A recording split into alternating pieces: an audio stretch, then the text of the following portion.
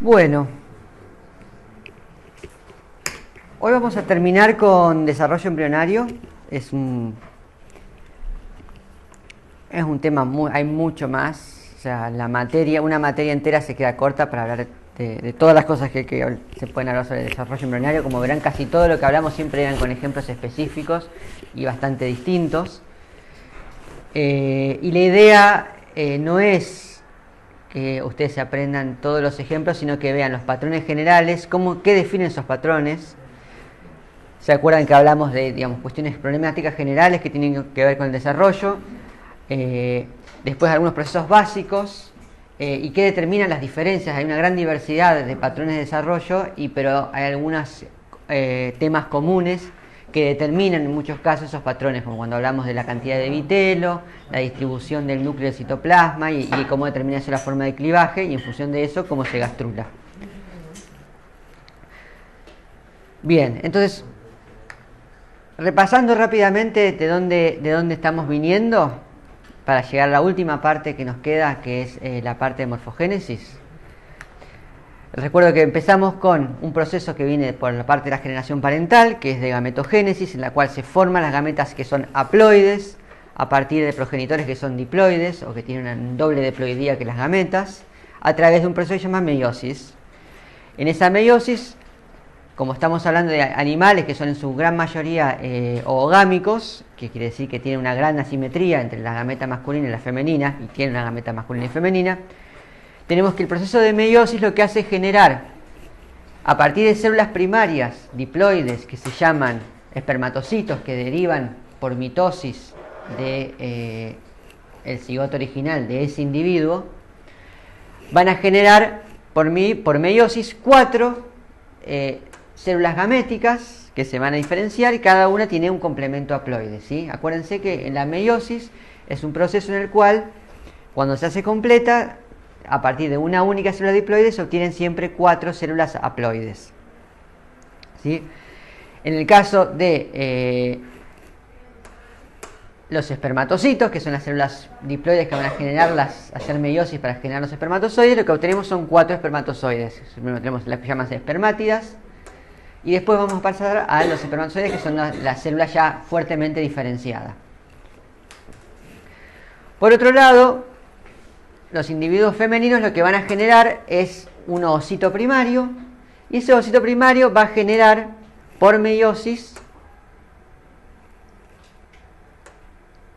un óvulo, es decir, que va a haber una división asimétrica en las divisiones meióticas, donde va a haber una de las dos células que se va a quedar con casi todo el material celular, y va a haber una segunda célula que sale, que se llama cuerpo polar, que se va prácticamente a descartar solo con el núcleo.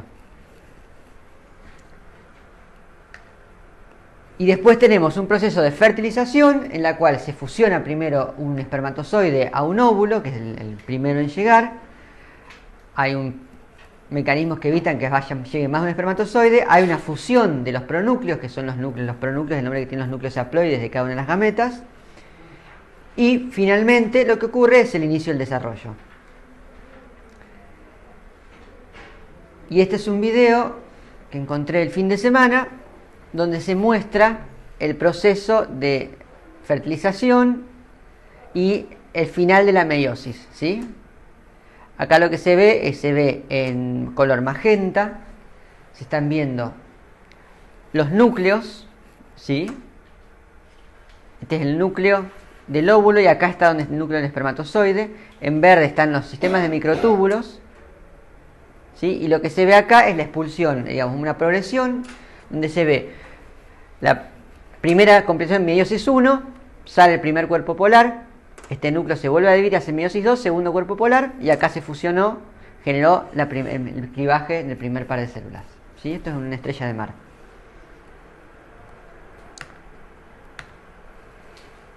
Bien, una vez que tenemos fertilización, va a ocurrir el proceso de clivaje, en el cual se empiezan a dividir el cigoto, que es una célula única, empieza a generar un montón de células hijas, a partir de las cuales Una vez que haya suficientes, va a empezar a haber una serie de movimientos que se llama gastrulación, que van a organizar esas células en lo que llaman capas embrionarias. Las tres capas embrionarias principales son el ectodermo. El ectodermo lo que va a formar es todo lo que es la epidermis y además el sistema nervioso y un montón de derivados dependiendo del grupo.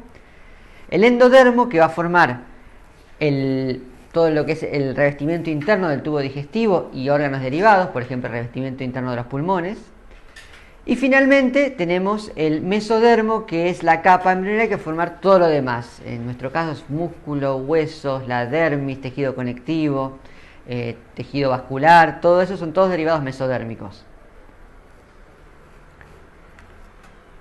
¿Sí? Y finalmente lo que va a ocurrir es un proceso que se llama morfogénesis, que es a partir de esa organización se va a generar información que le va a decir a cada célula dónde está, en qué momento del desarrollo y qué es lo que tiene que hacer. El proceso entero lo hemos visto para pez cebra, lo hemos visto para Drosophila, la mosca de la fruta, y acá hay un video donde se ve el proceso entero para una salamandra. ¿Sí? Acá lo que se ve es primer clivaje, segundo clivaje, tercer clivaje, se va formando este grupo de células más pequeñas que forman lo que se llama el polo animal. Es la zona donde hay menos vitelo. En la zona donde hay más vitelo las divisiones son más lentas, ocurre una tasa más lenta y por lo tanto forman un conjunto de células más grandes que se llama el polo vegetal. Esto va a continuar el proceso de clivaje hasta generar una cierta cantidad de células y luego se va a disparar un proceso que se llama gastrulación. En la gastrulación lo que ocurre es que las células empiezan a ingresar por un punto que se llama blastoporo, ¿sí? Que es el que se va a empezar a ver ahora, y las células empiezan a involucionar hacia adentro, ingresan, y a medida que ingresan se forma este labio que se llama labio del blastoporo, que a medida que pasan por ahí, las células que están ahí le van señalando que se van a tener que volver. Entonces las primeras que pasan se van a volver endodermo y después van a pasar otras que van a quedar determinadas para formar el mesodermo. ¿Sí? Esto desde afuera se ve que esto se cierra sobre sí mismo, que es lo que se llama un tapón vitelino, que es un tapón donde se ven las células por abajo que tienen más vitelo. Y después lo que va a empezar a hacer es los primeros movimientos morfogenéticos que van a empezar a formar el primero de los órganos. En el caso de esto, que es una salamandra, que es un cordado, que tiene un cordón nervioso ventral, lo que va a empezar a pasar es un proceso que se llama neurulación, en el cual se forma un surco, se levanta un surco lateral que primero aparece como un surco, se levantan unas crestas y eso se va a empezar a cerrar sobre sí mismo formando el tubo neural, que es donde va a estar la espina dorsal. ¿Sí? Acá es la zona anterior, acá va a estar la cabeza, esto va a formar el cerebro y esto va a formar la espina dorsal. ¿Sí? Acá si ya empiezan a verse, esto no es tan distinto a lo que se veía en el embrión de pez cebra. Se está empezando a formar, acá están empezando a formarse el mesodermo con los somitos, que son las unidades repetitivas donde salen los músculos. ¿Sí? Y acá ya el animal es suficientemente largo que tiene que estar plegado dentro de la envoltura vitelina. Y ahora lo que vamos a ir viendo es el proceso donde se empieza a ver la organogénesis, que cuando se empiezan a formar, a diferenciar las células ya determinadas a formar ciertos órganos en esos órganos. Entonces, todo el tiempo lo que se va a ver, y eso lo van a ver bien después si lo miran los videos con detenimiento, es que siempre hay todo el tiempo hay movimiento celular, ¿sí? Hay células que se mueven en conjunto, como capa sobre capa, y hay células que se mueven individualmente. Acá lo que se está formando, que es típico de vertebrados, son los que se llaman los arcos branquiales. Estos son los arcos que van a formar el sistema de arcos que están en las agallas de los peces y de los anfibios y que en nuestro caso van a formar los cartílagos de la laringe. ¿Sí? Acá está la cabeza, arcos branquiales, y acá está el cuerpo, la cola, y ya empiezan los primordios de los órganos. A esta altura el organismo ya tiene un corazón formado, o sea, no tan desarrollado, ya tiene músculos, por eso se mueve, y ya empezó a desarrollar células pigmentadas. ¿Sí? Acá está la cabeza. Esto que está formando acá, está empezando a formar, son los primordios de los miembros, de los 4 miembros. Acá se ve la diferenciación de las células cromatóforas que tienen pigmentos. Y acá ya empezamos a ver la forma del el renacuajo de la salamandra, hasta la cabeza, las agallas, el corazón. Ya empieza a haber sistema vascular, flujo sanguíneo, llega hasta el corazón. El animal ya se mueve bastante, ya rompió esta estructura vitelina, todavía está en la cáscara externa del huevo. Pero acá ya ya prácticamente acá están formados todos los órganos, lo que está faltando es desarrollo. Este es el ojo. Y ahí ya está el animal prácticamente listo para eclosionar. Agallas, las branquias. Fíjense cómo circula la sangre por las branquias para hacer el intercambio de gases.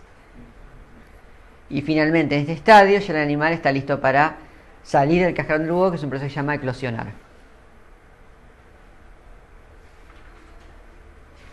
¿Qué color de sangre tienen las salamandras? Las salamandras tienen sangre igual a la nuestra, con hemoglobina. La única diferencia es que tienen...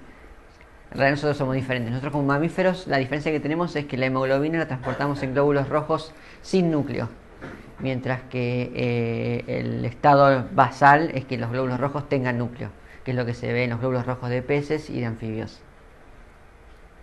Y de aves. ¿Sí? Y ahí eclosiona. Y adiós salamandra.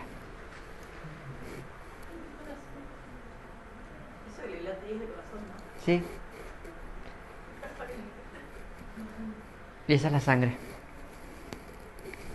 ¿Esos son los eritrocitos? Sí, en su mayoría son eritrocitos.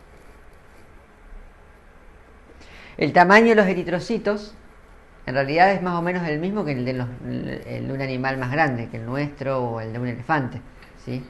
Lo que va a cambiar es la cantidad, por eso que en animales pequeñitos uno ve fácilmente las células circulando. Bien, otra cosa de la que hablamos es lo que se llaman los mapas de destinos circulares, ¿sí? De celulares. Que son mapas, o sea, estos mapas son mapas conceptuales que nosotros armamos, nosotros con los que investigamos el desarrollo embrionario, para indicar de qué sector del cigoto o del embrión temprano va a emerger eventualmente cada tejido embrionario. Y eso surge a partir de seguir los procesos de clivaje y observar de dónde salieron originalmente las células que eventualmente van a formar esos tejidos. Por ejemplo, estos son mapas de anfibios, o sea, de anuros y de salamandras, donde se ve que inicialmente hay una parte superior asociada al polo animal, que forma el ectodermo, y una parte inferior asociada al polo vegetal, que va a estar el endodermo. Fíjense que ya de entrada hay una asociación entre la sustancia reserva y el alimento, que es donde está el vitelo, y las células que van a formar el tejido asociado a la absorción de ese alimento.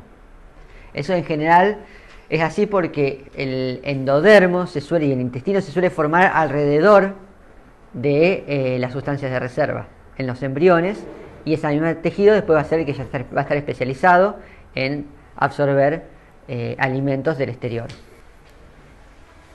Con el avance lo que va pasando es que se van generando campos nuevos, entonces aparecen distintas mapas para distintas capas embrionarias. Típicamente los colores cambian, pero suele ser normal que ectodermo y endodermo van uno en amarillo y otro en un tono de azul.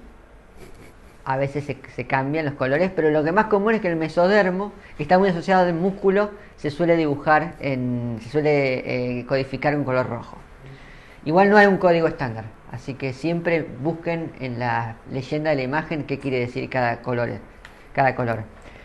Y lo interesante de estos mapas de destinos celulares es que les permiten comparar cambios evolutivos en el desarrollo de los taxones. ¿Sí? ¿Se acuerdan que cuando hablamos de evolución hablamos de esta idea de von Baer, de que el desarrollo se parecía más al principio y después iba divergiendo? Bueno, una manera de comparar evolutivamente es que uno toma, por ejemplo, los mapas de distintos grupos. Este, por ejemplo, es el mapa de un tunicado, que es un urocordado, es un pariente lejano de los cordados. Son los piures, las asidias, que tienen una larva parecida a un vertebrado y que después el adulto no tiene absolutamente nada que ver.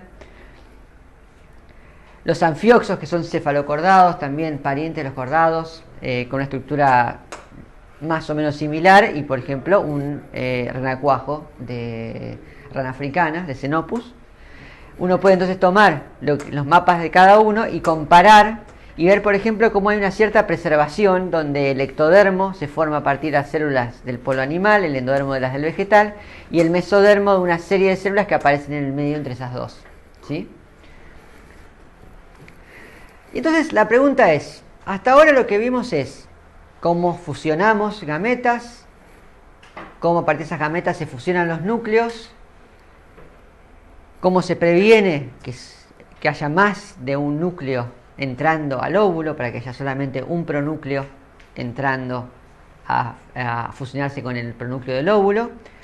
Y vimos cómo la presencia de sustancias de reserva y la distribución del citoplasma genera distintos patrones de división celular que van a hacer que esa célula inicial genere un montón de células que van a ser el material para armar y organizar el organismo. Pero ahora la pregunta es, ¿cómo se organiza ese organismo? ¿Sí? Para desarrollar un cigoto, para que se desarrolle a partir de una única célula fecundada a un organismo completo, lo que hace falta es una serie muy ordenada de procesos que suelen ser bastante complejos. Y en cada proceso lo que sucede es que las células primero detectan información, ¿sí? Leen información presente en las mismas células de su entorno interno y en el entorno externo, que está conformado o por el medio ambiente o por la información que está dándole otras células, ¿sí? A partir de esa información se va a generar un patrón de expresión, o sea, las células van a tomar esa información y si corresponde van a cambiar su patrón de expresión genética. ¿Se acuerdan que el patrón de expresión genética se traduce en un transcriptoma, que es el conjunto de genes que se están expresando? Es decir, el conjunto de genes para los cuales se está transcribiendo un ARN mensajero que se traduce en proteínas, ¿sí? Ese proceso, la transcripción de ciertos genes en ARN mensajero, que a su vez van a traducirse como proteínas, genera esas proteínas que son productos génicos que van a hacer cosas. ¿Qué cosas? Depende de las proteínas que están, depende de qué proteínas sean, ¿sí? Pero todas esas cosas lo que van a hacer causar cambios en las células, primero en el exterior de las células y en el conjunto de las células, que van a formar los procesos efectores, ¿sí? Son los procesos que van a hacer que pasen cosas, ¿sí? Que efectúan los cambios. Y cuando se efectúan esos cambios, como resultado, como parte de esos cambios, lo que se genera es nueva información, ¿sí? Y esa nueva información es nuevamente detectada, ¿sí? Y se vuelve a leer. Y eso vuelve a generar cambios en los patrones de expresión. Y esa especie de ciclo, que en realidad es todo continuo, es lo que va generando que las células, a medida que pasa el tiempo, van sabiendo qué es lo que les toca hacer y haciéndolo, ¿sí? Y eso resulta, en lo que resulta es todos los distintos procesos de desarrollo que estuvimos viendo ejemplos hasta ahora, ¿sí? Entonces, vamos a hablar un poquito de cómo se genera este paso, cómo se hace la detección de información y cómo hace para cambiar el patrón de expresión. O sea, cómo se interpreta esa información. Y un poco esto lo tocamos cuando hablamos de flujo de información, así que vamos a retomar desde ahí, lo voy a dar con un toquecín más de detalle. Recuerden que en el ADN, ¿sí? En la molécula larga de ADN que conforma un cromosoma junto con la cromatina y otras proteínas, junto con las histonas y otras proteínas forman la cromatina, el gen no es solo la tira de molécula que codifica, o sea, la que tiene los tripletes que codifican los aminoácidos de una proteína, ¿sí? Esa parte del ADN se llama secuencia codificante. Pero recuerden que teníamos, por un lado, en esa secuencia había sectores que sí codificaban para aminoácidos, que son los exones, y adentro y intercalados hay sectores que no codifican para aminoácidos, que son los intrones. Y esos son los que esto se transcribe a ARN, hay un splicing, un corte y pega que retira todo el material de los intrones y queda solamente el ARN maduro, un ARN mensajero o ARNM, que va a ser lo que se va a traducir a proteína. ¿Sí? Entonces vamos a tener exones, vamos a tener intrones, y además una parte que no se transcribe, pero que es fundamental para que se pueda transcribir, es una región que está al principio, que se llama región promotora.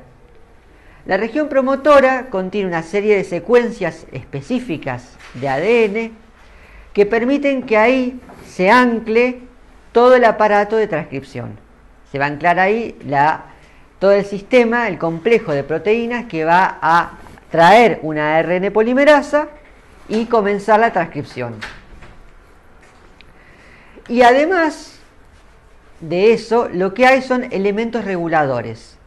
Los elementos reguladores son partes de ADN, típicamente secuencias no muy largas, 4, 6, 12 bases, que se encuentran, generalmente no están acá. A veces están en los intrones, pero en general están, digamos, más acá, o pueden estar del otro lado del gen, ¿sí? Y son secuencias específicas, ¿sí? Son ciertos patrones de bases, o sea, de A, C, G y T, que lo que hacen son reconocidas por ciertas proteínas específicas, ¿sí? O sea, químicamente esas proteínas tienen una forma y una disposición de aminoácidos que es afín a esa secuencia específica de bases en el ADN. Y eso lo que hace es que establecen interacciones, muchas veces por puentes de hidrógeno, que hacen que cuando esa proteína está cerca de esa sección de ADN, se una. ¿Sí? Y ese reconocimiento cumple una función, ¿sí? Y estos se llaman factores de transcripción y son súper importantes. Yo les voy a mostrar por qué. Entonces, en este gen que está acá, en este diagrama, es lo que acá llama el gen X, ¿sí? Acá están los exones y los intrones, en esta parte de este color medio gris. Y esta es la región promotora. La región promotora, como les dije, lo que tiene se caracteriza por tener una serie de secuencias que anclan una serie de factores de transcripción que llaman generales, que son siempre los mismos, ¿sí? Que forman un complejo y anclan el principio de transcripción de la ARN polimerasa. Y se conocen y tienen una cosa que se llama la caja Tata, que se llama así porque es un lugar que siempre está a la misma distancia y que siempre tiene una secuencia que es una timina, adenina, timina, adenina. La ARN polimerasa y los factores de transcripción generales lo que hacen es reconocer esta secuencia en la región promotora. Y luego lo que hay son otros elementos reguladores que están a una distancia muy variable del inicio del gen, del promotor, que son esas secuencias de acá, que son reconocidas por una o más proteínas regulatorias o factores de transcripción, ¿sí? Y entonces estos elementos de transcripción lo que hacen a veces promueven la transcripción, y eso se llama regulación positiva, es lo que normalmente se llaman enhancers, o la inhiben. Esto funciona, si uno dice, ¿cómo hace esto para afectar lo que pasa acá? Bueno, porque esto es tridimensional y lo que hacen en realidad, esto es a partir de un mediador común, lo que hacen es ensamblar, esto se gira, se pliega el ADN y se forma un complejo que lo que hace es disparar el inicio de la transcripción. ¿Sí? Esto es algo que ya habíamos visto un video antes, pero conviene verlo ahora con nuevos ojos. O sea, esto es un pedazo de un fragmento de ARN, acá está el inicio, esta es la región promotora, ¿sí? Y lo que hay son proteínas que van a abrir primero una parte del ADN con factores de transcripciones generales que están empezando a reconocer que ahí hay una región promotora, ¿sí? Y lo que va a suceder es que van a llegar factores de transcripción que van a armar, esta es la polimerasa, esto que está en azul, ¿sí? Y fíjense que hasta ahora no pasó nada, se forma esto que se llama el complejo de iniciación. O sea que ahí está todo listo para empezar a transcribir, ya está colocada en su lugar, acá adentro de todo esto, está colocada la ARN polimerasa. Pero esto todavía no inicia. ¿Por qué? Porque necesita los elementos regulatorios. Esos elementos regulatorios, como este, lo que hacen es atraer proteínas activadoras que cuando llegan a conectarse con el elemento, con el complejo de transcripción, lo que van a hacer es disparar la transcripción. ¿Sí? Este es un ejemplo muy simple donde hay una sola, a veces se necesitan varias. Entonces, la presencia de estas proteínas reguladoras permite disparar. ¿Y cómo funcionan las proteínas que inhiben? Bueno, básicamente reconocen las mismas secuencias, pero no tienen la capacidad de activar la transcripción. Y si no la pueden activar, pero ocupan el lugar, quiere decir que no le dejan lugar a las que sí la activan y por lo tanto lo que hacen es inhibir. Entonces, esa es una manera en que uno puede encender un gen, digamos, la presencia de los factores de transcripción que son reguladores positivos, encienden un gen. Y encender el gen quiere decir iniciar esa transcripción y que ese ARN mensajero que salió para allá salga del núcleo y se transforme se traduzca en una proteína. Un factor negativo lo que hace es ocupar el espacio de las secuencias reguladoras, pero no permite que inicie la transcripción, y entonces lo que hace efectivamente es apagar ese gen. Esto tiene que estar, o sea, la presencia, o sea, ahí hubo un ARN mensajero. Si ustedes necesitan que ese gen esté encendido todo el tiempo tienen que estar esos factores de transcripción positivos presentes. Si yo necesito apagar el gen, lo que tengo que hacer es o retirar los factores positivos o agregar factores negativos que desplacen a los factores positivos y apaguen, inhibiendo la transcripción. ¿Se entiende eso? Esa lógica de información básicamente lo que hace es transforma los sistemas de información celulares en sistemas lógicos, sistemas booleanos casi. Son sistemas de encendidos y apagados, donde cada gen tiene una cantidad de elementos que responden a factores de transcripción específicos. O sea que cada gen va a responder a ciertos factores de transcripción, que son otros genes. Eso quiere decir que la presencia de ciertos genes, encendidos o apagados, va a determinar que otros genes se enciendan o se apaguen. ¿Sí? Algunos genes que se encienden y se apagan son genes que hacen función en enzimas, son genes estructurales, pero otros genes muchas veces son otros factores de transcripción, que a su vez van a encender o apagar otros genes. Y eso lo que permite es que se armen circuitos con operaciones lógicas y que podamos tratar de entender cómo funciona el desarrollo casi como tratamos de entender cómo funciona un programa de computadora, encendiendo y apagando elementos y haciendo operaciones lógicas donde hay una serie de instrucciones codificadas en esta disposición de elementos que dicen, bueno, si están activos tales y cuales factores de transcripción, o sea, tales y cuales genes, y no estos otros, entonces este gen se enciende, si no, queda apagado. ¿Y si queda apagado, qué significa? Que no hay transcripción, que los productos génicos no están, y por lo tanto eso es equivalente a un apagado o un off para los genes que responden a ese gen, o los procesos que necesitan de esos genes. ¿La transcripción a qué favorece? No entendimos bien eso, la transcripción. La transcripción lo que hace es efectiviza, o sea, es lo que te permite hacer efectivo el encendido de un gen, ¿sí? O sea, si vos tenés el ADN por sí solo no hace nada, ¿sí? Lo que hacen las cosas son las proteínas. Para tener una proteína determinada que haga algo en particular, necesitas encender la transcripción del gen que codifica para esa proteína. Entonces, si vos regulás cuándo se enciende o no ese gen, regulás cuándo esa proteína se fabrica o no se fabrica.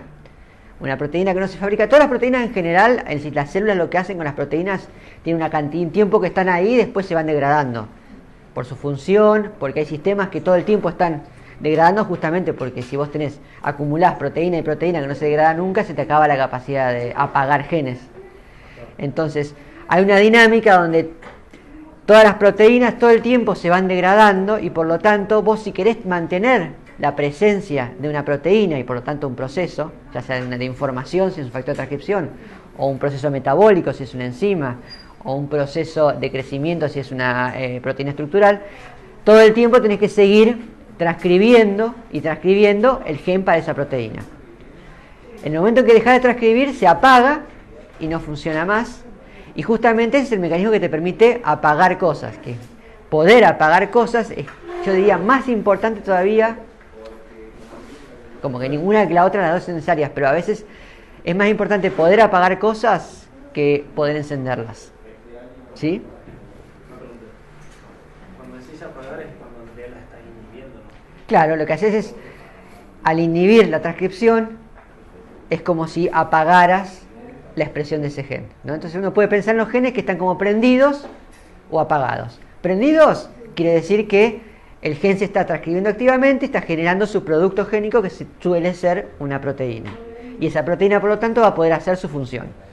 Al apagarlo, quiere decir que vos inhibís la transcripción de ese gen, puede ser por factor de transcripción, puede ser porque le haces modificaciones epigenéticas a la cromatina alrededor de ese gen que la envuelve muy fuerte en las unidades de histonas y eso hace que no se pueda leer, ¿sí? Hay varias maneras de inhibir, pero lo importante es que al apagar un gen, ese gen deja de transcribir y por lo tanto deja de haber el producto proteínico y esa proteína deja de cumplir su función.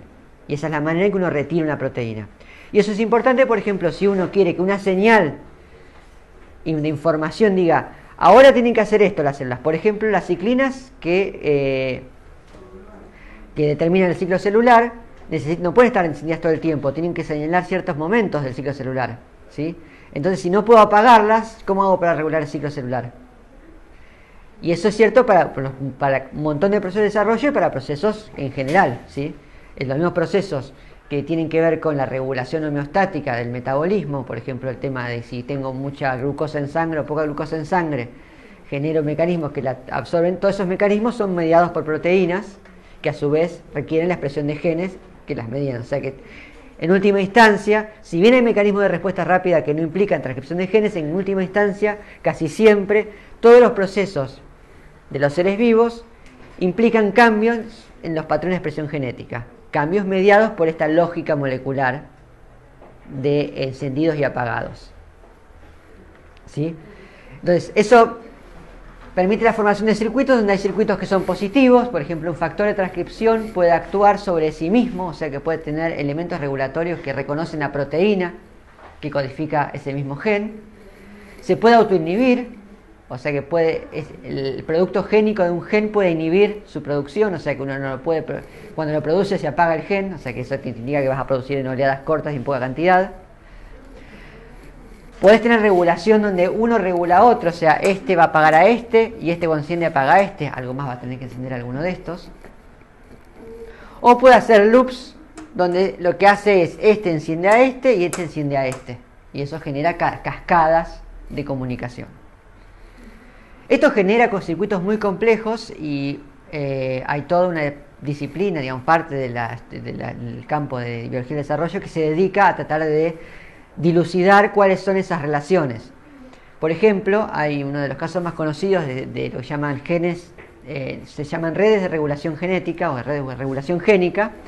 Es la red que en el desarrollo del erizo de mar, ¿se acuerdan que el erizo de mar lo que hacía era tenía primero una bola que después ingresaban células? Una parte formaba el tubo digestivo primitivo, que era endodermo, y otra parte iba a formar células sueltas, que son el mesodermo, ¿sí? Está bastante estudiado para algunas especies de erizo de mar el sistema genético que determina qué células de estas van a ser endodermo, amarillas, y cuáles van a ser mesodermo.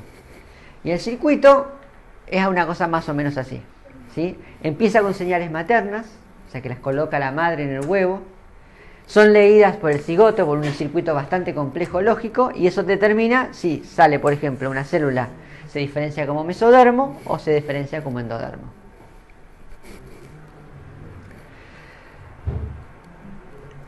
Lo que vamos a ver ahora es un ejemplo de morfogénesis.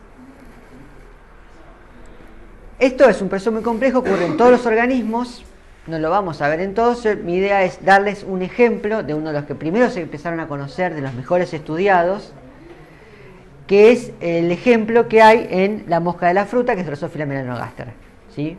Y elegí Drosophila porque es muy conocido, porque es uno de los ejemplos, digamos, más simples de ver, de visualizar, porque hay muy buenas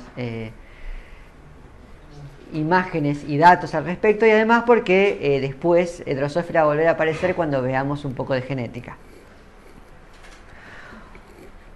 ¿Por qué?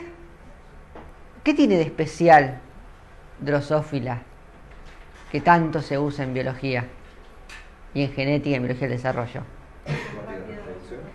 Tiene un ciclo muy rápido de vida. ¿Y por qué eso es importante? ¿Podemos pasar un taquito a hablar sobre el tema? 2, 3 minutos. Bueno, dame un segundito. Muchas gracias. Permiso. Disculpen, Buenos días. ¿Qué tal? Permiso.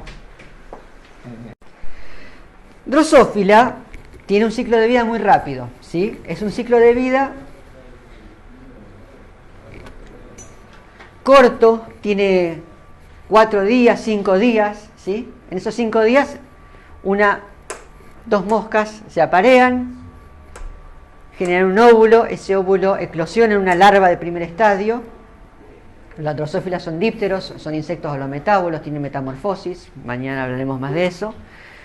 Esa primera larva muda a 2 estadios más, después muda a un estadio que se llama pupa, en el cual se transforma en el individuo adulto, ¿sí? Todo esto en 4 días. Lo otro que tiene es que es muy fácil de criar. El Drosophila puede crecer, o sea, es una mosca que está asociada al azúcar de las frutas, pero es muy fácil de criar en unos tubitos de ensayo chiquitos de plástico con un taponcito de algodón, una agar con alimento, crecen ahí adentro, ponen sus huevos, completan su ciclo. Lo único que hacer cada tanto es cambiar de lugar las moscas, poner un frasco nuevo y listo. Y se ha convertido en un sistema modelo para el estudio genético y del desarrollo. ¿Qué quiere decir un sistema modelo? Quiere decir que nosotros no podemos estudiar preguntas biológicas generales en absolutamente todos los organismos, porque es muy difícil estudiar el ciclo de vida o el desarrollo de un elefante, ¿sí? En cambio, el ciclo de vida de una mosca, que puede tener cantidades infinitas en el laboratorio y que crecen en 5 días, es mucho más sencillo. Por lo tanto, es un buen sistema modelo. ¿Quiere decir que todo lo que estudia en Drosophila aplica a todo lo demás, es igual a todo lo demás? No. Pero muchas veces, por esto de la unidad de la vida y de la unidad de cómo funciona la vida, muchas veces lo que aprendemos en un sistema modelo como Drosophila aplica sorprendentemente a otros grupos que incluso están muy poco emparentados.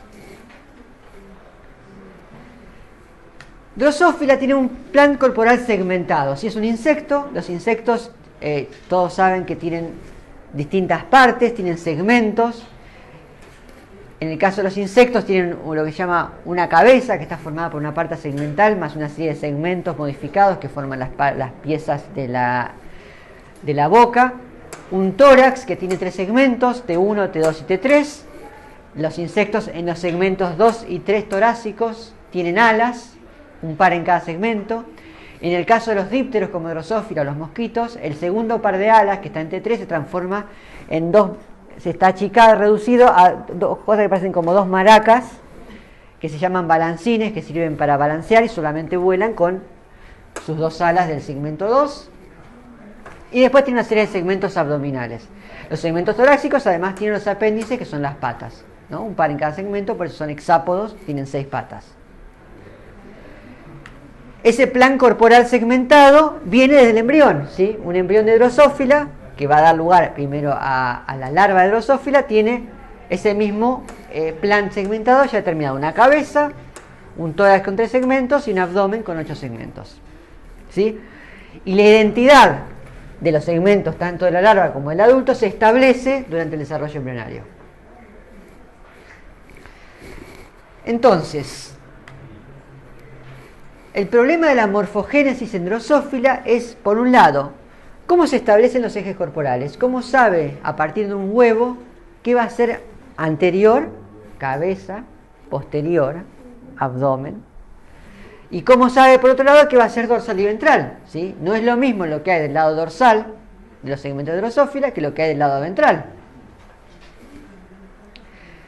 Y la otra pregunta es, ¿cómo se segmenta el embrión? ¿Cómo lográs que de un huevo, que es todo lo mismo, aparentemente, las células se organicen en distintas secciones y que cada sección, además, sepa qué segmento es. ¿Cómo distingue si está en el tórax, un segmento torácico o un abdominal? ¿En la cabeza o en el cuerpo? ¿El torácico 1 o el torácico 3? ¿Sí? Bueno, es todos esos procesos que generan esos ejes y determinan, le dicen a cada célula dónde está, son los procesos morfogenéticos, ¿sí? Morfogénesis viene de la generación de la forma. Recuerden que Drosophila es un insecto y que tiene este tipo de clivaje que vimos que se llama centrolecito, ¿sí? Tenemos un huevo fertilizado con el vitelo que está en casi todo el huevo salvo en la periferia, y que al principio del desarrollo lo que sucede es que el núcleo primero se divide, después migran los núcleos sin división celular, migran a la periferia y finalmente se empiezan a formar esas separaciones celulares que van a formar lo que se llama este blastodermo, que es todas las células alrededor del núcleo, ¿sí? Y este era el proceso por el cual se celularizaba. Acá tenemos todos los núcleos sin división y acá es donde se forman esas divisiones que generan este blastodermo. Hasta este punto y este punto, si bien hay un principio de separación, no están cerradas estas células, por lo tanto comparten un único citoplasma, ¿sí? Es lo que se llama un blastodermo sincicial. Y eso, que una implicancia que tiene es que moléculas que se generan en algún punto pueden difundir libremente y formar gradientes a lo largo de ese embrión temprano.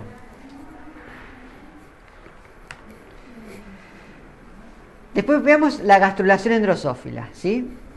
Este es un video que es una serie de imágenes por microscopía de barrido, que lo que muestran es cómo se desarrolla la gastrulación, ese proceso de movimiento de células. Una vez que tenemos ese blastodermo sincicial, ¿qué va a pasar? Tenemos un polo anterior, un polo posterior, va a haber un movimiento de células, ¿sí? Que va a generar, diferenciar la cabeza por un lado, ¿sí? Y acá va a estar el tórax y el abdomen. En el caso de Drosophila lo que está sucediendo es que el embrión alargado se está enrollando alrededor de sí mismo, ¿sí? O sea que piénsenlo como que esto lo que hace es se enrolla y después lo que sucede forma, estos van a ser los segmentos de la cabeza, el tórax, y después lo que sucede es que se desenrolla y se estira, ¿sí?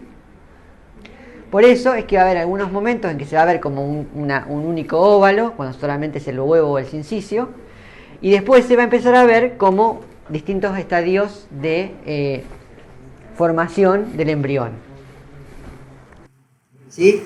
Esto es importante que más o menos lo tengan en mente, porque cuando veamos cómo se distribuyen esas sustancias, esos morfógenos, la forma del embrión tiene que ver con dónde están las cosas.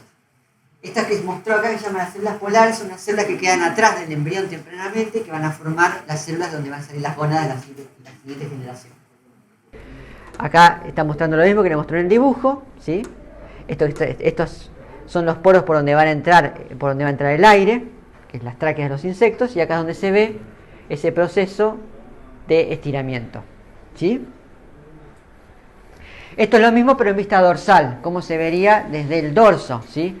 Acá están las células polares, esta es la parte donde todo, digamos, se enrolla hacia atrás, hacia adelante y hacia arriba, ¿sí? Esta es la parte, el futuro, parte posterior del embrión, ¿sí? Acá está la cabeza y acá es donde de vuelta esto vuelve a estirarse ventralmente, y lo que va a suceder, esto vuelve a la parte posterior del embrión, y acá lo que empieza a hacer es que se empieza a cerrar toda esta parte en un proceso que se llama sutura dorsal, ¿sí? Que es cuando la parte, digamos, es como que el embrión se genera primero ventralmente y después se cierra por encima del tubo digestivo y forma un embrión cerrado, ¿ven? Que es lo que está acá. Y acá va a quedar la cabeza y acá va a quedar la cola.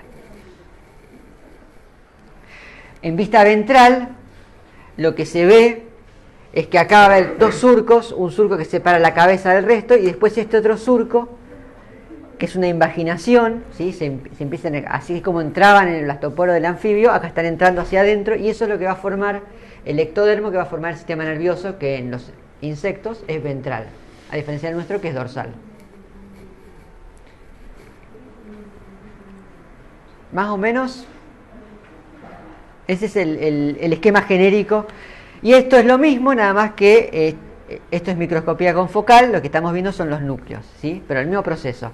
Acá estamos viendo en vista ventrolateral, o sea, como medio chanfleado desde abajo, ¿sí? Acá está el surco de la cabeza, y esto es en vista dorsolateral, o sea, medio chanfleado pero desde arriba. Y acá lo que vamos a ver son los mismos procesos de movimiento. Acá ya están formando, ven, llegan a ver los segmentos que se forman. Y acá lo que va a haber es una retracción que va de vuelta, esto se va a mover todo para acá, ¿sí? Y ahí se forma, y ahora sí ven la sucesión de segmentos que va a formar el embrión definitivo, ¿sí? Y acá lo que se está viendo es esta sutura dorsal que se va a dar para terminar de cerrar el cuerpo.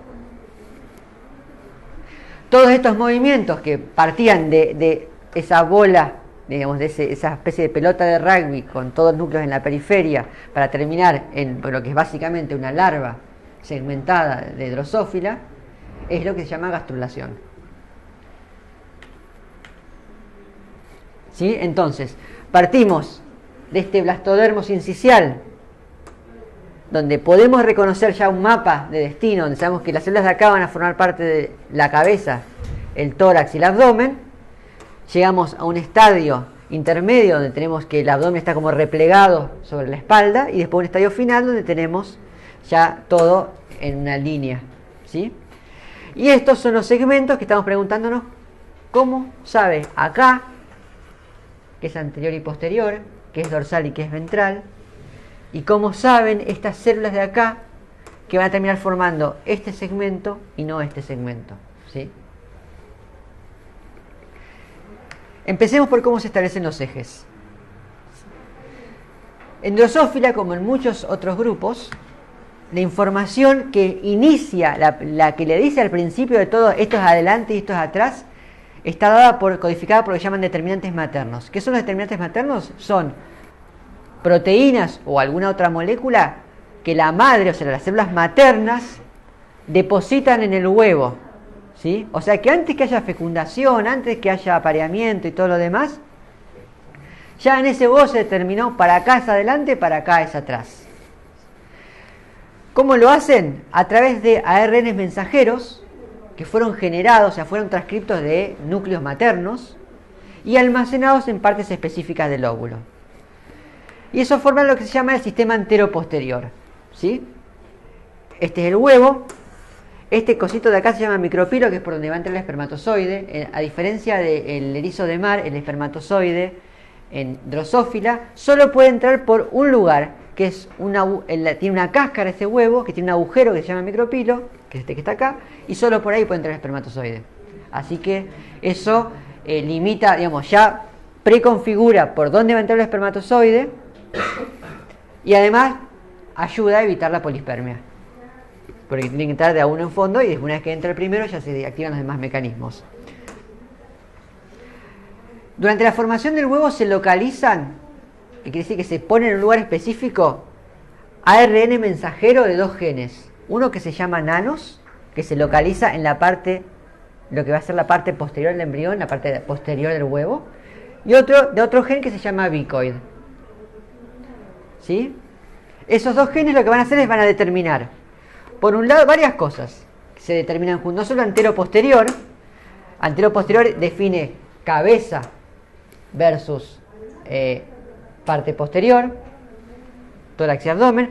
También va a determinar qué células van a formar las líneas germinales y qué células se van a dedicar a hacer gametas, se van a guardar aparte para hacer las gametas de la próxima generación, porque esas células salen de la parte posterior. Y además van a ayudar eventualmente a determinar los segmentos del cuerpo, ¿sí? ¿Por qué? Porque están ordenados de modo antero-posterior. El otro sistema es un sistema que se llama dorsoventral, ¿sí? Es un sistema que se determina también en el huevo, que le va a decir esta parte es el vientre y por lo tanto lo demás es el dorso. Y después va a haber un sistema que se llama sistema terminal, que determina las regiones, los extremos del embrión. Todo eso es solamente materno. Todo eso son determinantes maternos, ¿sí? Y vamos a hablar solamente del eje entero-posterior y del sistema dorsoventral. El terminal lo vamos a dejar porque ya sería demasiado. En el eje entero posterior, lo que les dije recién es que la madre, durante la formación del huevo, deposita mensajeros de dos genes, nanos y bicoid, que, oh sorpresa, codifican para factores de transcripción. Es decir, son genes que codifican proteínas que lo que van a hacer es se van a sentar en partes específicas del ADN asociados a ciertos genes objetivo y los van a encender o apagar.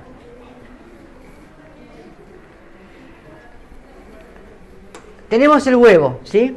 En ese huevo tenemos ARN de bicoid adelante y ARN de nanos atrás. Ocurre la fertilización, ocurren las primeras divisiones celulares y tenemos este sincicio, ¿sí? Tenemos los núcleos de las células y lo que empieza a ver es que este ARN que estaba depositado se empieza a transcribir, ¿sí? Perdón, a traducir en proteínas. Y esas proteínas, a medida que se van produciendo, se van difundiendo. Como esto es todo una única, digamos, no hay tabiques, esto difunde por difusión común y corriente, ¿sí? La difusión que va a favor del gradiente. Acá hay un gradiente elevado porque acá se está formando, acá no hay nada, por lo tanto la tendencia de la difusión es que va a ir en este sentido. Y va a haber un gradiente donde hay más bicoid hacia adelante y menos bicoid hacia atrás y viceversa con nanos, ¿sí? Ese gradiente es leído por los distintos núcleos, ¿sí? Entonces tiene una manera de decir, acá hay mucho, en este lugar hay mucho bicoid y prácticamente no hay nanos, las proteínas. Y eso hace que ciertos genes asociados al desarrollo anterior se disparen y que ciertos genes asociados al desarrollo posterior no se disparen. En el extremo posterior es lo contrario. Hay mucha proteína de nanos y poca proteína de bicoid y eso hace que los genes asociados al desarrollo posterior se enciendan y los otros se apaguen. Y finalmente tenemos unas intermedias donde hay una combinación intermedia de ambos y eso genera patrones nuevamente asociados a las zonas medias, digamos, que están entre lo anterior y lo posterior. Y eso lo que va delimitando entonces son estas distintas regiones del cuerpo. Las regiones terminales, las regiones que forman la cabeza, la que van a formar el tórax y la que va a formar el abdomen, ¿sí? Esto, por ejemplo, tiene que ver con que el ARN, acuérdense, se localiza en el citoplasma. Acá lo que se está mostrando es la concentración, cuanto más rojo, más concentrado, específicamente de bicoid, ¿sí? Si se fijan, y se lo van a ver probablemente mejor cuando lo vean en sus pantallas, van a ver que acá hay como una línea azul. ¿Ven esta línea azul que está acá, en el medio? Esa línea azul son los núcleos. No hay ARN mensajero maduro en los núcleos, ¿sí?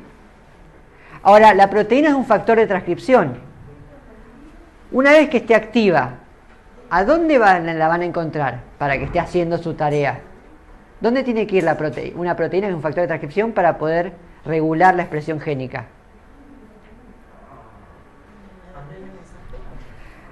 ¿Qué es lo que hace un factor de transcripción? ¿A dónde se engancha?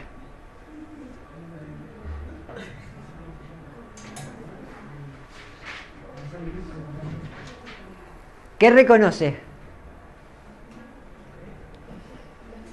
¿Secuencias?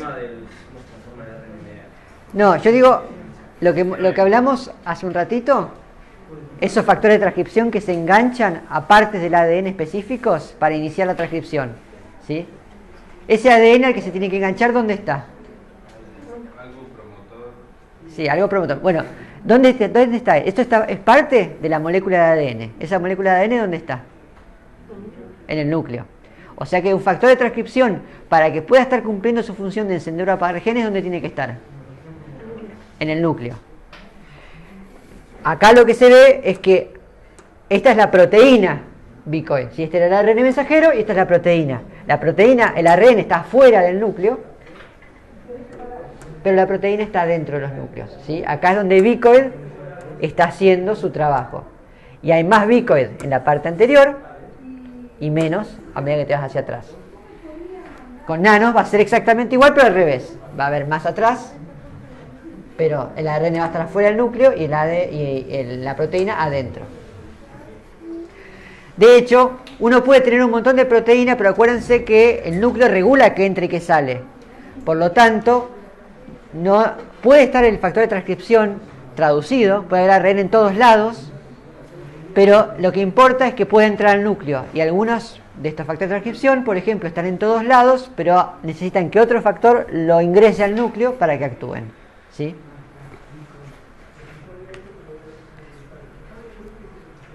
Eso entonces determina el eje anteroposterior, o sea que acá ya está la información inicial que va a encender y apagar otros genes, que a su vez van a encender y apagar otros genes y que van a efectuar esa diferenciación entre lo que es anteroposterior, lo que está en el medio y lo que está atrás. El eje dorsoventral también se fija durante la formación del óvulo. Los óvulos en Drosophila y en los insectos se forman en una estructura que se llama ovariola. En esas ovariolas lo que hay es una serie de células, ¿sí? Una de las cuales va a formar el ovocito y el resto se llaman células nutrientes, nutritivas o células se llaman o células de cría, no me acuerdo cómo se dice en castellano, células que lo que van a hacer es van a generar un montón de material para agrandar este ovocito y también van a generar los factores que van a determinar los ejes de este ovocito. A medida que se desarrolla, crece esta célula y el núcleo del ovocito, a medida que va creciendo, se va quedando como de este lado de arriba, ¿sí? Y eso lo que va a generar es que a medida que va pasando por acá, va generando un cambio, interactuando con las células que están de este lado de la ovariola, para determinar la presentación de una sustancia, de un gen que va a inhibir a una proteína que se llama dorsal.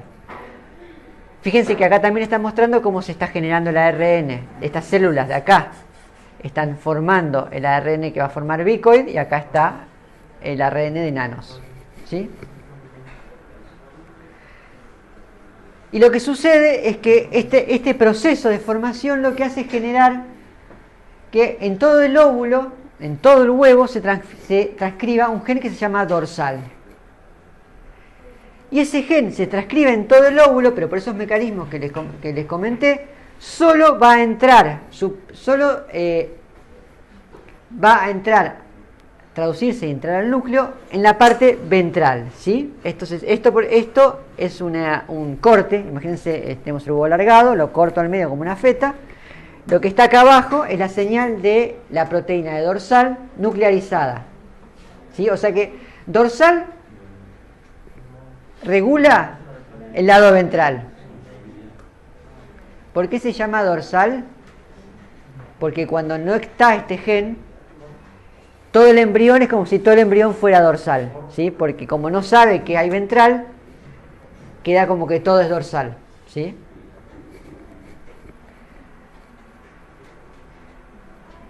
Dorsal codifica un factor de transcripción y ese factor de transcripción lo que va a generar es un gradiente de nuevo que va a prender o apagar ciertos genes que van a diferenciar distintas partes, lo que es más dorsal, lo que es más ventral y las cosas en el medio, ¿sí? Entonces, dorsal es un factor de transcripción, determina el destino celular. ¿Y por qué destino? Fíjense que eso de lo que determina es la presencia de qué se va a transformar en endodermo y qué va a ser ectodermo y mesodermo, ¿sí? ¿Por qué? Fíjense que lo más dorsal se va a transformar en mesodermo. Ahora, ustedes dirán, ¿pero cómo? ¿El mesodermo no estaba adentro? Bueno, acuérdense que durante la gastrulación vimos ese proceso de invaginación donde esas células se meten para adentro, ¿sí?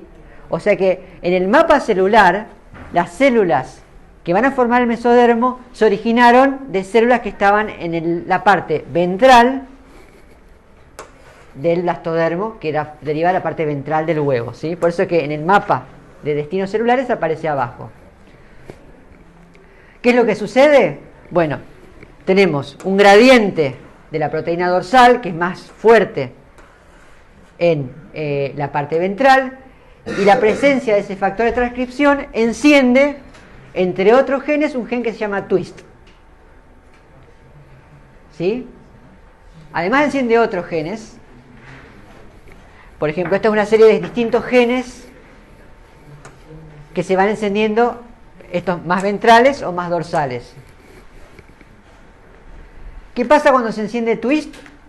Twist lo que hace es, acá estamos viendo, en este lo que hace son las células que expresan twist, son las células que van a ingresar durante la gastrulación para formar el mesodermo. ¿Sí? Entonces, ¿entienden cómo llegamos de un huevo donde lo que hay son mensajes maternos que quedaron ahí colocados durante el desarrollo del huevo, y esos mensajes, a través de una cadena de comunicación, de transferencia de información y de transformación de esa información en otra información, van a hacer que eventualmente estas células sepan que les toca hacer mesodermo, que les toca ingresar, y que por lo tanto durante la gastrulación ingresen hacia el interior del embrión. ¿Sí? Entonces, con esto ya sabemos cómo el huevo sabe que va de anterior a que va de posterior, y cómo el huevo sabe que es ventral y que es dorsal. Eventos del mismo tipo determinan cuáles son las cosas terminales, y también van a determinar qué es izquierda y qué es derecha. Por último, ¿cómo sabe las células en qué segmento están? ¿Sí? Acuérdense, como dijimos, que tienen segmentos embrionarios, que se determinados segmentos adultos, y que no es lo mismo ser un segmento de la cabeza que del tórax o del abdomen, y no es lo mismo ser un segmento torácico 1 que 2 o 3, ¿sí? Hay cosas distintas en cada segmento. La morfología de las patas es distinta, algunos tienen alas de un tipo, otros tienen balancines, otros no tienen ninguno de los dos. ¿Sí? A ver, para hacer estos segmentos, ¿qué es lo primero que necesita saber el embrión? ¿De dónde parte?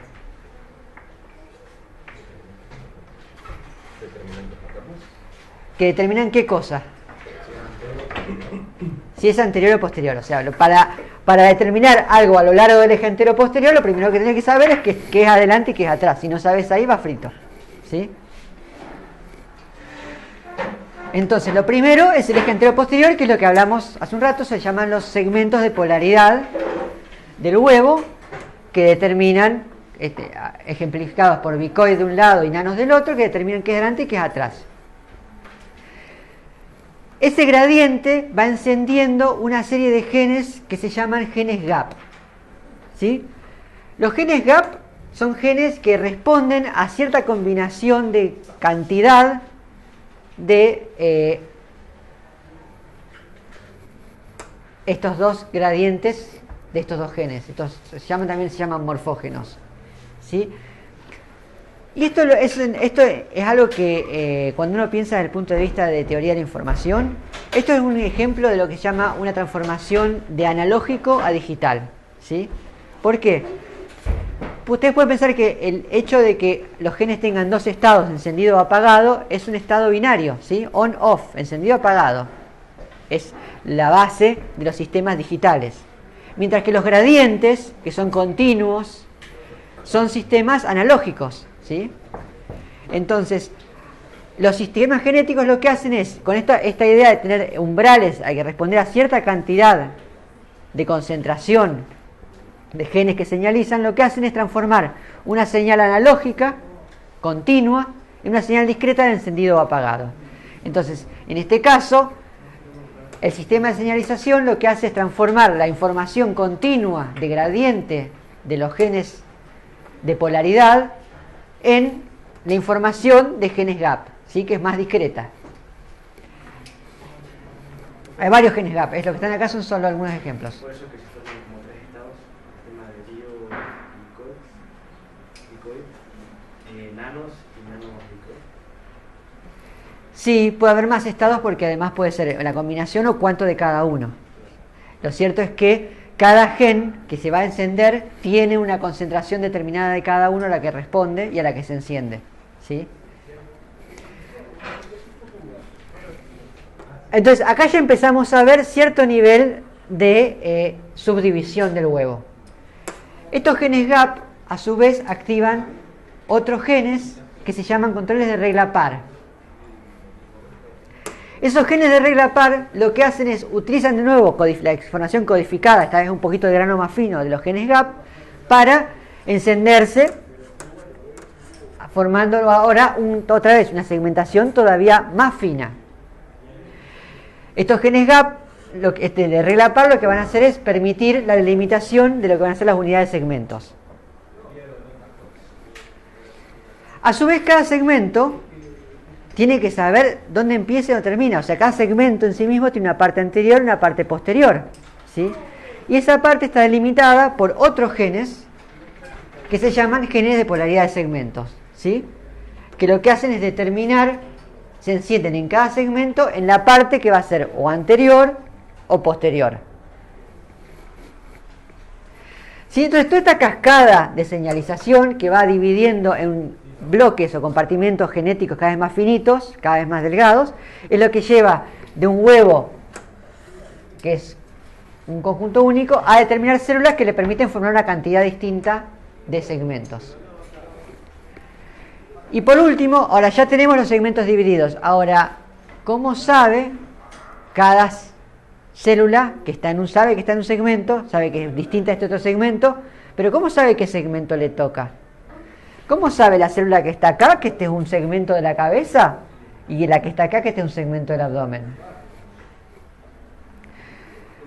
Hay otro conjunto de genes que se llaman selectores homeóticos o genes Hox, ¿sí? Los selectores homeóticos son genes que se encienden en un subconjunto de segmentos y que hay una combinatoria que determina que cada tipo de segmento va a tener una combinación única de genes Hox encendidos, ¿sí? Los genes Hox son unos genes que cuando se descubrieron le volaron la cabeza a muchos. ¿Por qué? Porque resulta que los genes Hox se ubican todos a lo largo de un mismo cromosoma, ¿sí? O sea, hasta ahora todos los genes que vimos pueden estar en cualquier parte del genoma. Y sin embargo estos genes Hox que se encienden a lo largo del embrión estaban todos a lo largo del mismo cromosoma. Otra cosa que se vio es que se expresan de modo anidado. ¿Qué quiere decir? Que no es que se expresan, uno se enciende acá, el otro acá y el otro acá, sino que típicamente uno se enciende más así, el otro se enciende en un subconjunto de donde se encendió el primero. Y además la expresión empieza, primero ciertos genes son los primeros en encenderse y después se van encendiendo otros. ¿Sí? Esto, la misma foto un poco más grande, lo que se ve es que acá están los genes al lado del cromosoma, en Drosophila, como se fueron descubriendo por los fenotipos de las mutaciones, que tienen una serie de nombres que asocian a lo que pasa cuando ese gen se apaga, ¿sí? Y acá se ve como, acuérdense que este es el embrión, acá está el anterior y da la vuelta y acá está la parte posterior. Como ven, lo que van formando es que la expresión y la combinación de esos genes te va formando distintos sectores que puedes reconocer como la cabeza, el tórax y el abdomen. Y una cosa que era totalmente inesperada es que estos genes tienen lo que se llama una expresión colineal. ¿Qué quiere decir? Que el orden en que se expresan a lo largo del cuerpo, el orden antero-posterior, es el mismo orden que tienen en el cromosoma. Labial, que es el gen que se expresa más adelante, más anteriormente, es el primero en el cromosoma. El que le sigue se llama deformed, se expresa después. Está después en el cromosoma y se expresa después en el tiempo y más atrás. SCR se expresa más atrás y así con todos. No hay ninguna razón a priori que esto tenga que ser así. Hay muchos otros genes, como todos los anteriores, no hacen eso. ¿Casualidad? ¿O hay algo acerca de estos genes que hace que se expresen de esa manera? ¿Qué tipo de genes se imagina que son? ¿Qué tipo de proteínas? qué tipo de función van a tener los genes estos, los genes Hox. Si van a informar a las células dónde están y quiénes le toca hacer. Como el cap que se agrega a un ARN mensajero antes de que se inicie. Yo diría, o sea, como tomándolo como un modelo hipotético, pero para identificar directamente la ubicación. No. Podría ser, pero no. Acuérdense que qué hacen los genes para poder regular otros genes.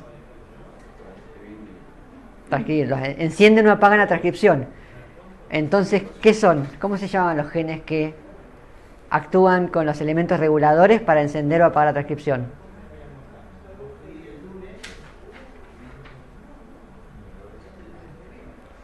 Y en su conjunto son factores de transcripción. Este término es muy importante. Va a volver a perseguirlos en sus sueños.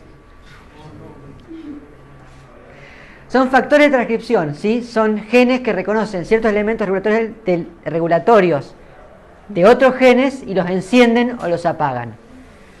¿Qué van a hacer esos genes que encienden o apagan? Van a ser los genes que van a efectivizar la diferenciación de cada segmento a su morfología específica. ¿Sí? Por lo tanto, estos lo que hacen es determinar la identidad de los segmentos. La presencia o ausencia de estos genes informa a las células qué segmento se trata. ¿Cómo lo sabemos? Gracias a la existencia de lo que se llama mutantes homeóticos. ¿Qué es un mutante homeótico? Es un mutante en el cual un fallo en alguno de estos genes hace que se repita, que algo aparezca fuera de lugar, que una estructura aparezca fuera de lugar. Vamos a ver dos ejemplos. El primero es para un gen homeótico que se llama VX, ultravitórax. Ultravitórax está acá en el cromosoma y se expresa en prácticamente todos los genes que van a todos los segmentos que van a formar el abdomen, y además se expresa en el segmento que va a formar el tercer segmento torácico, ¿sí? El mutante específico que se llama ultravitórax es un mutante donde lo que sucede es que el gen pierde su función, básicamente no funciona. Quiere decir que esta expresión desaparece. Recuerden que Drosophila es un insecto díptero que tiene en el segundo segmento torácico un ala y en el tercer segmento torácico tiene los balancines o halterios.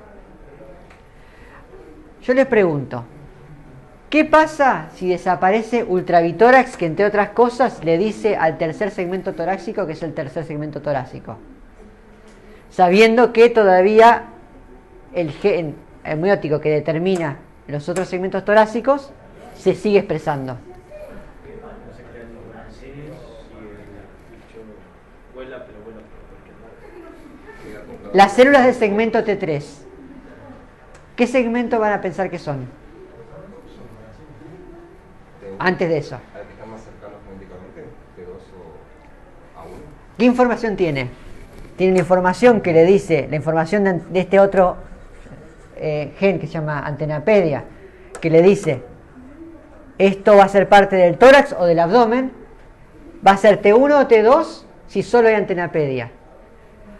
Va a ser abdomen si además se expresan ultravitórax y abdominal A y abdominal B. ¿Sí? Y va a ser T3 si se están expresando antenapedia y ultravitórax. Si le saco ultravitórax,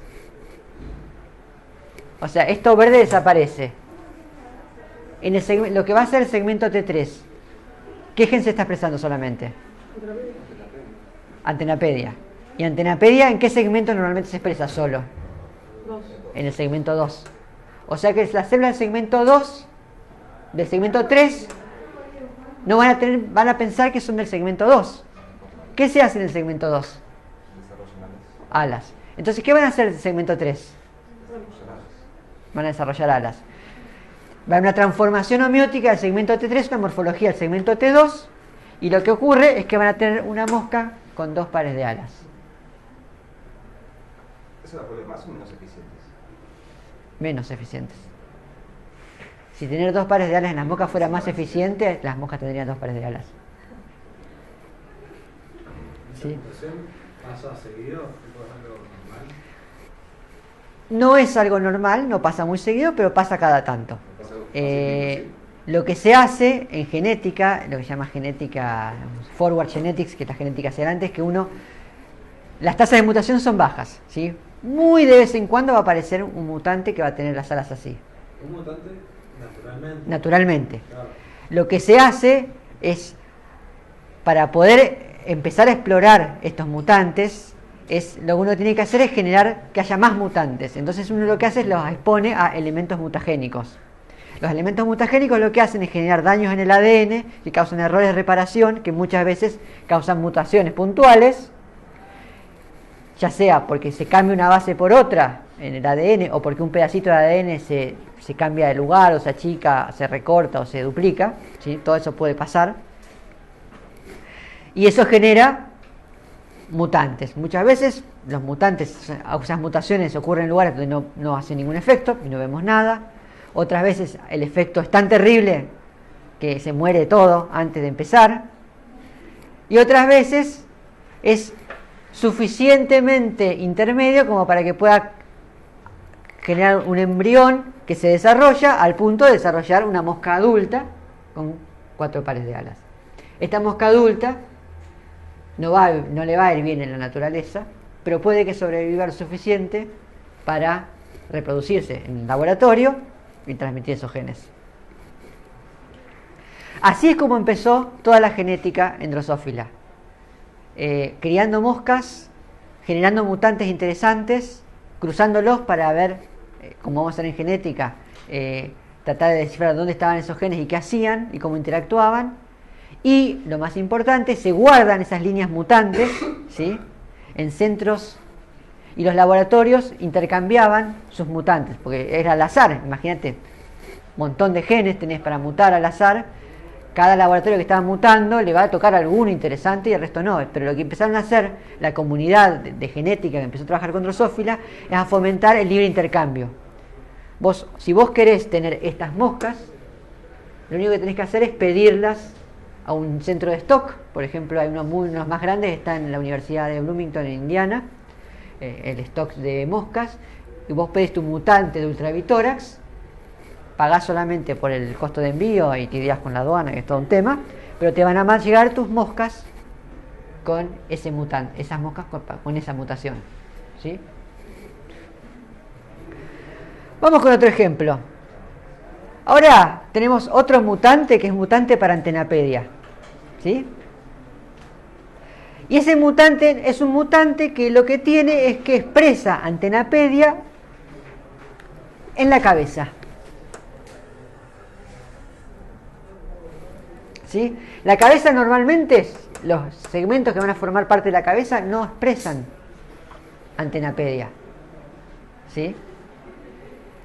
Entonces, ¿qué es lo que hace un segmento que expresa Antenapedia y además no expresa ninguno de los genes homeóticos torácicos? ¿Qué va a hacer? ¿De qué parte del cuerpo? ¿Cabeza, tórax o abdomen? No, porque no expresa. Normal, estamos hablando del normal. Antenapedia se expresa en el tórax y en el abdomen. Pero en el abdomen ya se sabe que cuando se expresa en ausencia de genes homeóticos del abdomen, los más posteriores, ¿qué va a formar? No forma abdomen, no forma cabeza, ¿qué nos queda? El tórax. ¿Y qué hay en el tórax de los insectos? ¿Qué apéndices tienen? Patas.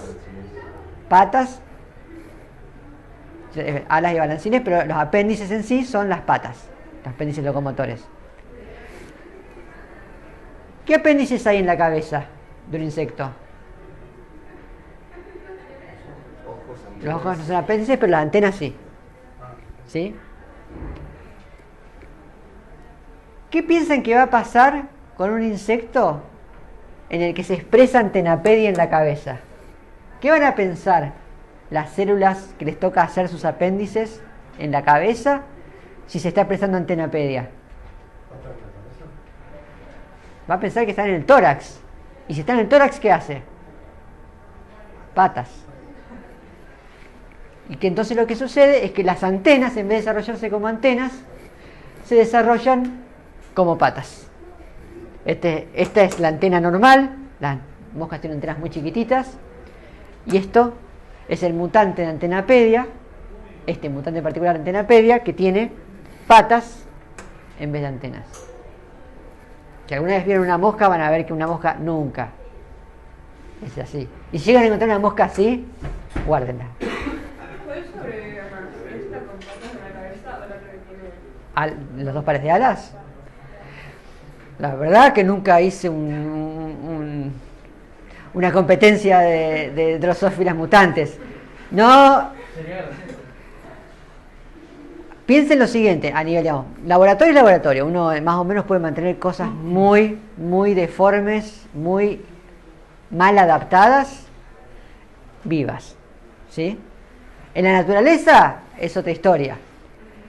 Y la misma pregunta es,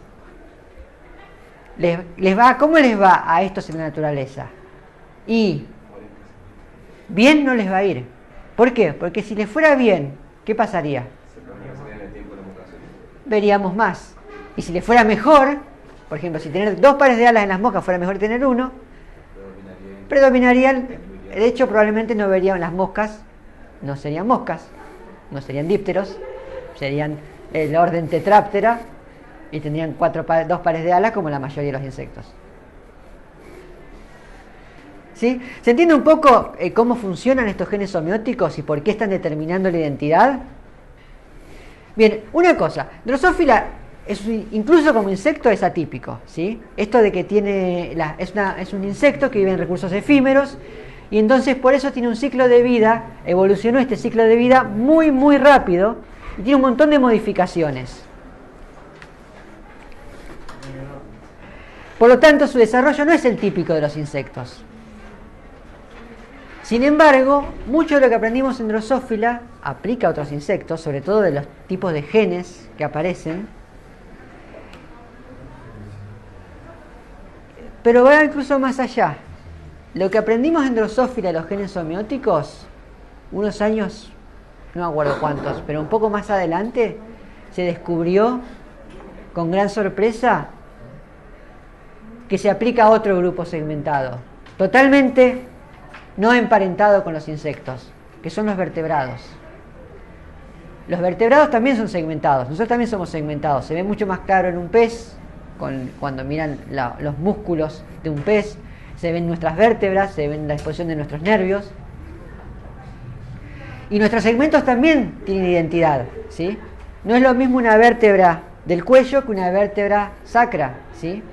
No es lo mismo los músculos que se desarrollan cerca del pecho que los músculos de la cola de un pez. Nosotros también tenemos una identidad antero-posterior de segmentos. Y una cosa muy sorprendente que se descubrió es que la identidad de esos segmentos está determinado por estos mismos genes homeóticos que determinan los segmentos en las moscas. En el embrión de los vertebrados, la identidad, por un lado, de las unidades somíticas que se ven más claramente en las vértebras.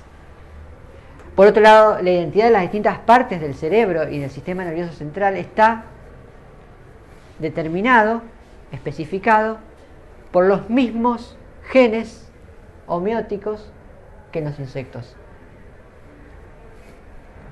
Con la diferencia de que los insectos tienen lo que se llama un clúster, un grupo de genes homeóticos en un cromosoma, y nosotros tenemos 4, que son redundantes. O sea que de cada uno de los Drosophila nosotros tenemos hasta 4 versiones distintas. Eso es lo que se utiliza a veces en biología para determinar ancestros comunes, o que tuvieron un ancestro común en un organismo en un momento porque comparten ciertas cosas similares en el estadio embrionario. Eso es lo que se pensaba antes, que era una evidencia fuerte de ancestro común. Sin embargo, esto que uno pensaría, la lógica es que entonces evidentemente compartimos un ancestro común segmentado con los insectos. Toda la evidencia, la otra evidencia que tenemos, dice que no es así.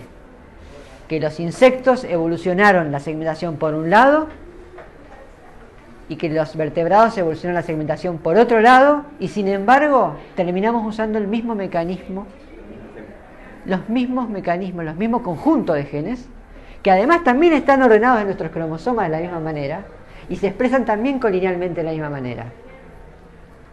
Es una evolución convergente muy idéntica, como para que fuera por... Ajá. de casualidad. Este hallazgo disparó una disciplina que se llama la evolución del desarrollo. Así que es entender cómo fue evolucionando el desarrollo para generar estos patrones comunes, ¿sí? Cuando se vio esto en Drosophila y se vio esto en vertebrados, salió todo el mundo disparado a ver si había genes Hox en otros animales y qué hacían, ¿sí? Y eso, una cosa que sabemos es que sí, efectivamente hay genes Hox en animales segmentados y no segmentados, y que también muchas veces los genes Hox están determinando identidades anteroposteriores en organismos no segmentados, pero también a veces hacen cualquier otra cosa, ¿sí?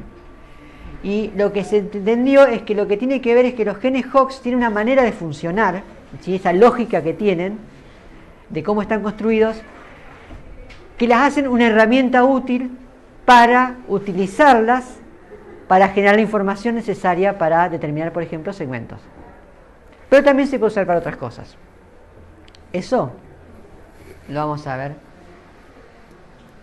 o mañana o hacia el final, dependiendo. Entonces, la lista de la fruta tiene solo dos grupos. Tiene un grupo Hox, un clúster Hox. Los vertebrados tenemos, perdón, los tetrápodos tenemos 4 y los peces óseos, los actinopterigios, tienen más todavía. Bien, y con esto cerramos desarrollo embrionario animal. No vamos a hablar más de embriones de animales. Mañana vamos a hablar un poquito de desarrollo postembrionario y un poquito de desarrollo de plantas. Le pido disculpas a los fanáticos de las plantas porque las plantas van a ser tener un tratamiento no equitativo, pero por un lado se sabe menos de plantas y por otro lado muchas de las cosas que aplican en plantas, que aplican en animales, también aplican en plantas. Los factores de transcripción, los sistemas de señalización, eso se repite en ambos casos. ¿Alguna pregunta? No, ya noté todo lo que tengo que investigar aparte con palabras de glosario. Bueno, buenísimo.